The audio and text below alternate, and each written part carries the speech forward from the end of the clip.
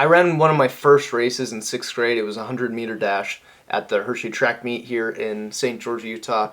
And I had done a couple of those, but I took second place in this race. And running didn't really become my thing till several years later, but it would creep up in my life every once in a while. And I dated this girl for a while, and I ran a half marathon with her. I actually ran two with her, and then I stopped running, and then I got back into it. And 2020 is where I really started to get very consistent with it. And I'm sure a lot of that had to do with COVID and just it being a different life, so I had more time to fill, and I got into running. And so since 2020, I've done several things in running, and then I want to get into some tips for you.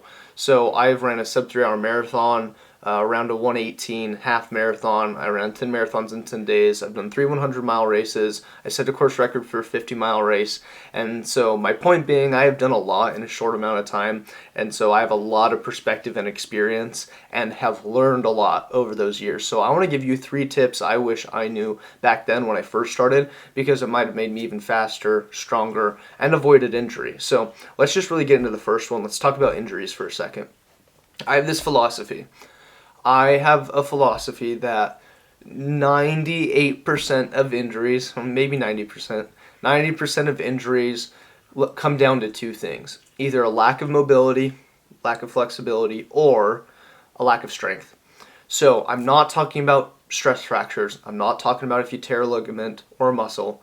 I'm not talking about a broken bone or a tear or anything like that. What I'm talking about is those injuries that seem to creep up out of nowhere. You take some time off, and then you come back, and then they just come up again. Or maybe it's in a very weird spot, and you have only ran for 2 miles, and you've taken a ton of time off. I think some of that pain and feeling can be psychological.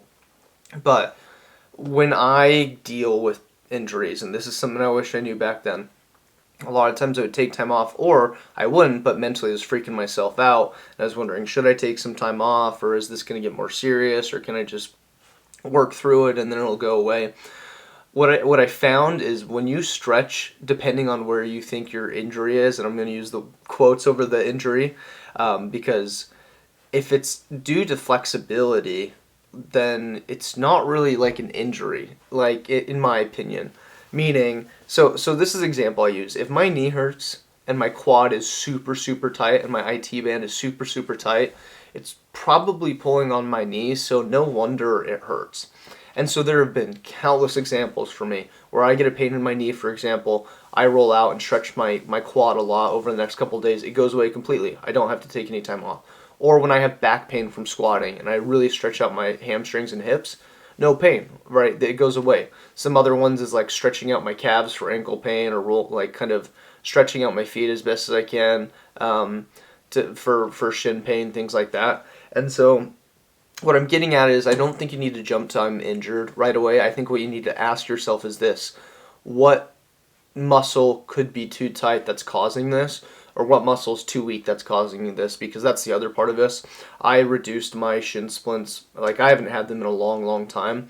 I reduced them by walking around in barefoot shoes, and I believe that was strengthening the bottom of my feet.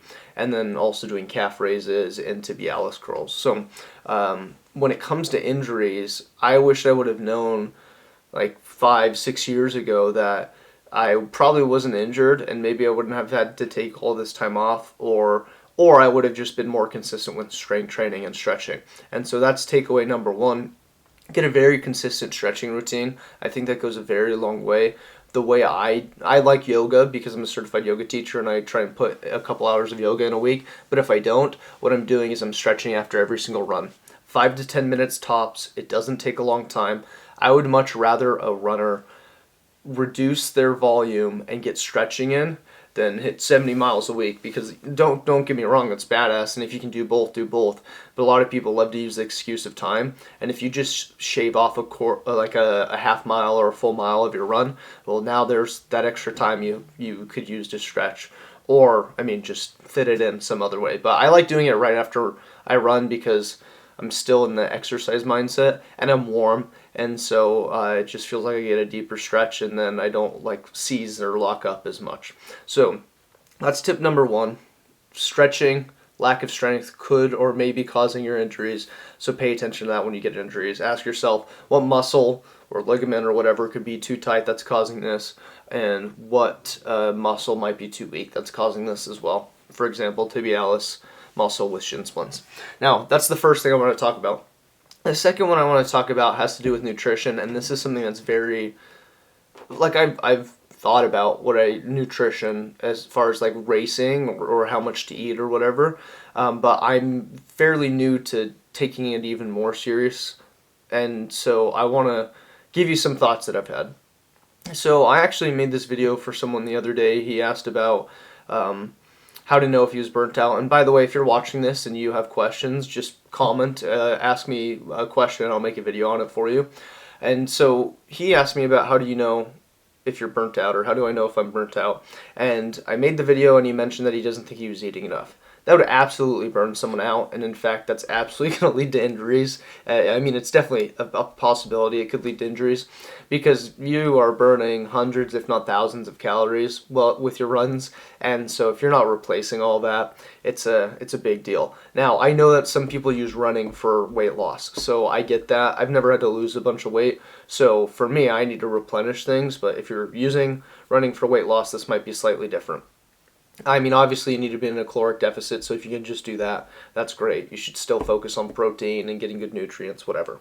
But that's not what this is about. My point being that nutrition is such a crucial part of this, and if you are not enjoying your runs, or you feel absolutely destroyed after your runs, I mean, a lot of that could do just not having enough fueling and not either consuming enough calories or carbs or whatever throughout your run, or just throughout the day. And sometimes I would skip breakfast, and I take that much more seriously now, because if I go for a 10-mile run and burn around like 1,000 calories or something like that, and if I go from that, skip breakfast, don't consume anything during the run, and then I get to lunch, it's really hard to replenish all those 1,000 calories plus whatever I burned off through the day and throughout sleeping that previous night. So I guess this is the point I want to make, is I wish I would have understood how crucial it is to get in a lot of food. And personally, I'm kind of lean more to I'm okay with processed stuff. I try and avoid it, but I'm okay with that if the main goal of getting enough food in and enough calories in is accomplished. I'm not eating fast food all the time. I'm not like just eating sugar, but I kind of feel like I'd rather get as much food in as possible than limit it, because I mean, let's just be honest, like that processed stuff, or even if it's like a burger that has whatever seed oils in it or something, it's a lot of calories, and it's easier to eat than, like, a bunch of broccoli, which maybe that's an excuse I use for myself. I can be honest there, but I think there may be a day I take it a little bit more serious about my diet. But right now I'm learning how to meal prep with my friend who's a cook. He's actually coming over today, and we're going to meal prep some stuff. I'm working on those things. I'm just saying, like, get enough food in. Like, it's incredibly important. And then the other part of nutrition is just fueling enough during your runs or your races. And I'm starting to experiment with trying to get in like 80 to 110 grams of carbs an hour, because of some of the things I'm seeing happen out in the running world. So I'll have to keep you posted about how that pans out. My point is I just wish I knew how important it was to eat, and to eat a lot. Like, I would just eat kind of when I'm hungry, or ignore it sometimes because I'm busy. Now it's much more disciplined. I'm much more disciplined and scheduled with it, and making sure I get enough food in. So that's the second thing. The third thing I want to talk about is a little bit of training philosophy.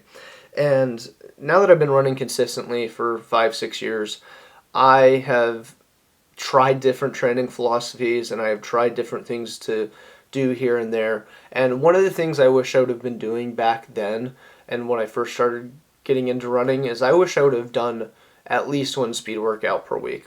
And let's talk about this for a second, because I'm a big believer in heart rate zones, training by heart rate zones. So the majority of my runs are in zone 1, zone 2, because it's low impact. It's more efficient. It's building a good aerobic base. And I've made other videos on heart rate zones, so you should go look that up or find someone else's video or article.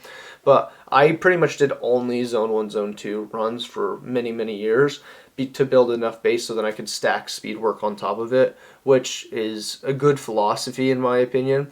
What I've thought about since then is, if I was still doing speed work though at least once a week, even if it was just for a mile, I would have gained some more fitness, or learned how to run fast faster, if that makes sense. Like, I would have picked up on those things. And now that I take speed work very seriously, I just feel like I would have been further ahead. And so there's a lot of philosophy out there about like only do zone 1, zone 2, build a base for years, and then stack fitness on top of it with speed.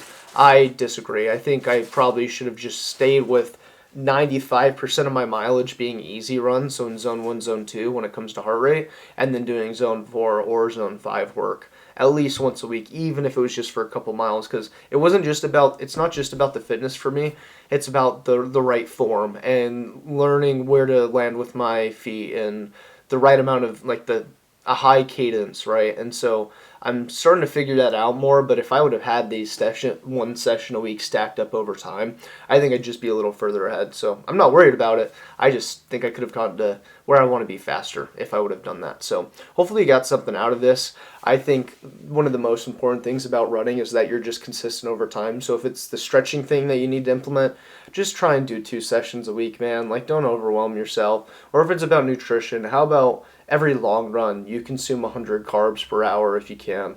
Or when it comes to just training, just start a little bit of speed work here. Or maybe what your next to do is to look into heart rate zones, because I truly believe that's a big part of why I ran a sub 3 hour marathon. I ran a 50 miler in 7 hours and 11 minutes, which is an 8:35 average pace. So I do believe that heart rate zone thing has done a lot for me and kept me healthy along the way. So if you like running content, that's what this channel is about. Running quite literally saved my life, and I'm just trying to help people learn from my mistakes.